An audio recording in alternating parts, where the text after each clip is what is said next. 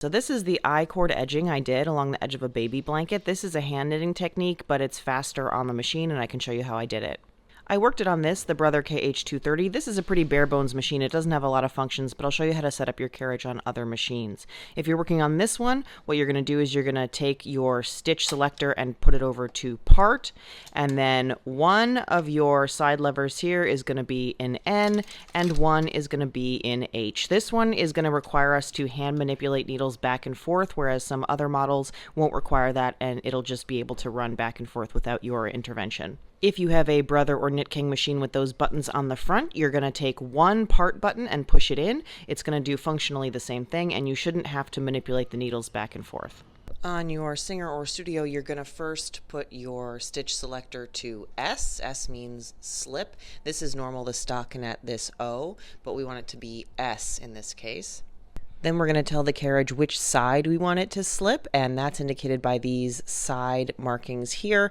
So there's one on either side of the carriage. One you want to be set to circle, and one you want to be set to triangle. It doesn't really matter which one, it's just telling it which direction it's going to slip, because it's only slipping it in one direction and it's knitting it in the other direction. So one to triangle, one to circle. Now, if you're using an LK150, it's going to be a bit of a hybrid between the both of them. So you're going to have the same kind of triangle circle levers as the Singer we just looked at, but it's going to be knitted in the same way as the Brother that I'm going to demonstrate on.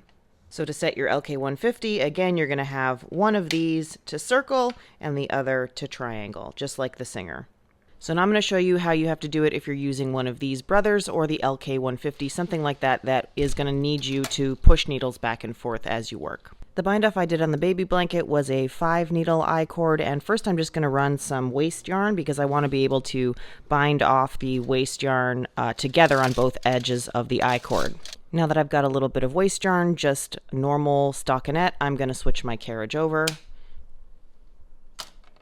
Now I'm starting on the right side because I've told my carriage it's going to knit when it goes left, so my carriage is on the right, and then I thread my I-cord yarn through my carriage to begin. Now I'm going to go this way and knit, but first I have to bring all of these needles out. On your machine, depending on your model, you may not need to do this. You may not need to do it in between every round. Make sure you do an experiment before you start your actual edging or your actual I-cord. I'm going to go to the left and it should knit. Now, when I pass back to the right, it's going to slip, so you'll see the yarn laid there without being knit. It's crossed over. And now in order to knit again, I have to bring all of these needles forward. Your slipped yarn is going to go underneath and back again. So what's going to happen is this slip is going to draw the I-cord around into a circle. I've done one set of passes now. I'm going to go one more back across. You can see that that is slipped again. And now I'm going to start hanging my blanket to turn this into an edging. Super close up. I'm doing every other row. So basically there's a tighter V and a looser V, tighter V, looser V. I'm going into the loose V and I'm getting the outside leg so that there's the V there. There's two of them. I just want the outside. So the one that's closest to the back of my material. I'm going to put it on there.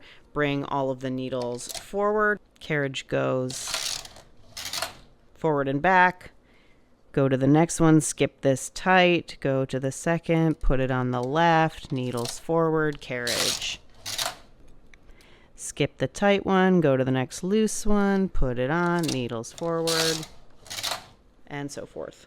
Now by just picking up that outer loop, you're going to get some of these eyelets underneath the I-cord, which I quite like. It might be a little lacy or delicate for some people's taste. You can pick up both loops or even a stitch in, but what's going to happen is that's going to appear, the top of that stitch is going to appear in here along the back of the I-cord. If you're just using all yarn that's one color for both the same, panel and the I-cord, that's not going to be a problem. It'll look flush. But because I'm using a bunch of different colors, I don't want that color to show through in the back of the I-cord.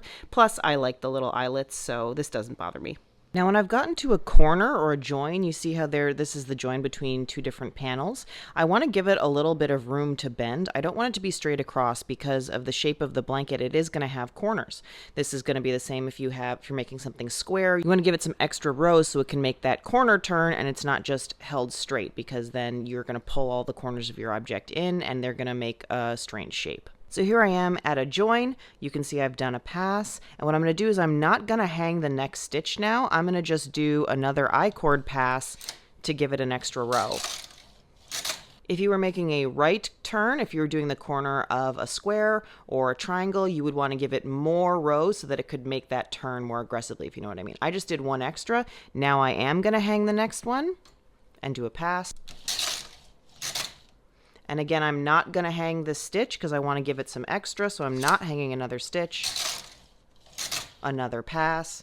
And now I'll hang again. So now I'm going to pick up and keep doing that loose loop every row. So experiment on your corners if you're doing different shapes. You might want to do 2 and then hang, and then 3 and then hang, or 3 and 3, whatever you want to give it some extra bulk to make the curve. Once you have the beginning and the end cast off on waste yarn, you can easily identify those loops that you're going to use to bind off. And once you graft those 2 sets of 5 together, then you will be all done and you will have a beautiful I-cord edge.